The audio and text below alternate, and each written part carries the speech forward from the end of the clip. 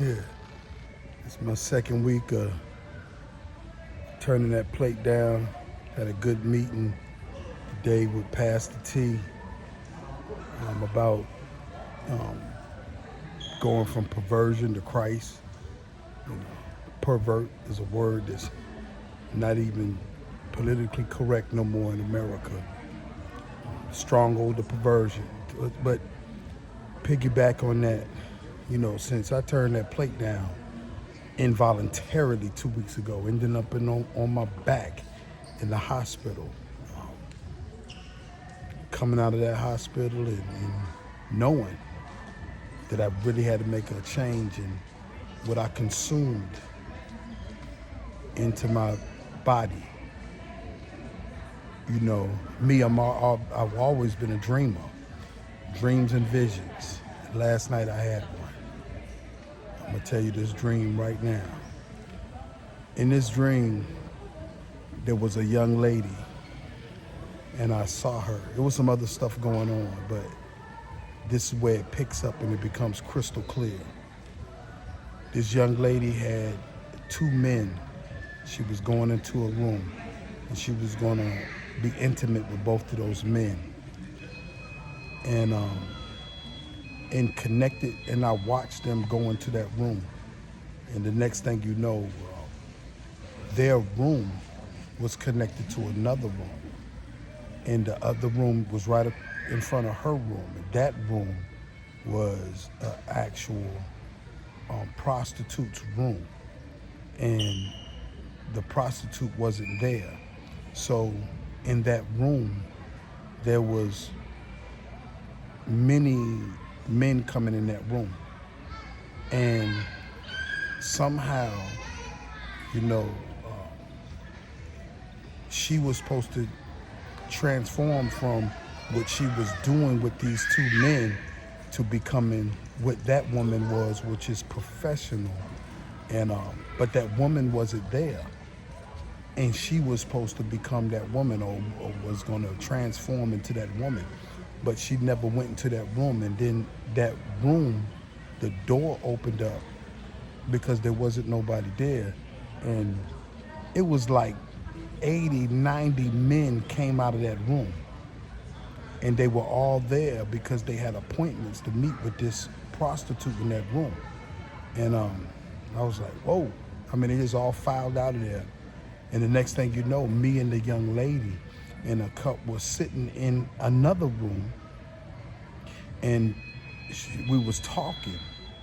And as we was talking, she was talking about somebody who was about to call her. And she said, they're gonna call me. And I'm pretty sure I heard 10 seconds, and the countdown happened. 10, 9, 8, 7, 6, 5. Right when that thing hit 0, bring, a man picked up the phone, young man, and she started talking to him.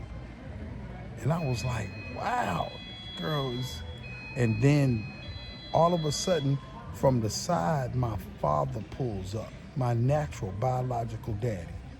So he's talking, I said, like, be quiet, she on the phone with this guy. And I know her. I mean, I know who this was, but I didn't lock into what her face was, but I know the young lady, and my daddy knew her too. And he starts talking, and I'm looking at him, I'm like, I don't know what's going on. And the next thing you know, my dad has a car, and the young lady, myself, and my dad are in the car, and we're driving. She's hungry or something like that, and we come past, it was like some type of auto mechanic station, but it had a restaurant right beside it. And we was gonna go in there and get her food. The thing about this restaurant, when we pulled up on the side of this mechanic shop, there were several women out front praying, laying prostrate, like interceding, worshiping. When they saw us coming, they got up and went into the store. I didn't see them no more. And then we pulled up, and then I woke up. When I woke up this morning, I was like, because I just got out of an interview with Pastor T about perversion. When I woke up, I'm like, what was that about? And I received some revelation. And the revelation, that woman was given an opportunity to get right. And that place where my dad took me and her was going to take her to get something to eat, that food was the righteousness that she needed, the holiness that she needed, the food that she needed to turn her life around. But before we got there, those men and the first two men was just her perversion that she grew up in. This was her lifestyle. However she got into this, she was messing around with men, which was about to transform into full-out prostitution.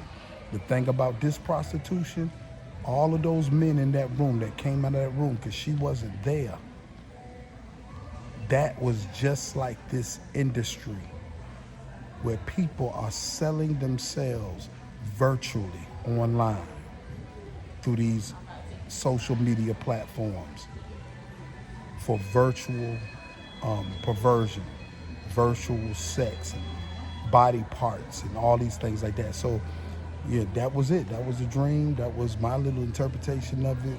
And pray for our children, pray for our daughters, pray for our sons, because it ain't just about the young lady who was getting involved into or a lifestyle of perversion that would lead into a lifestyle of prostitution, virtual prostitution as well as actual prostitution.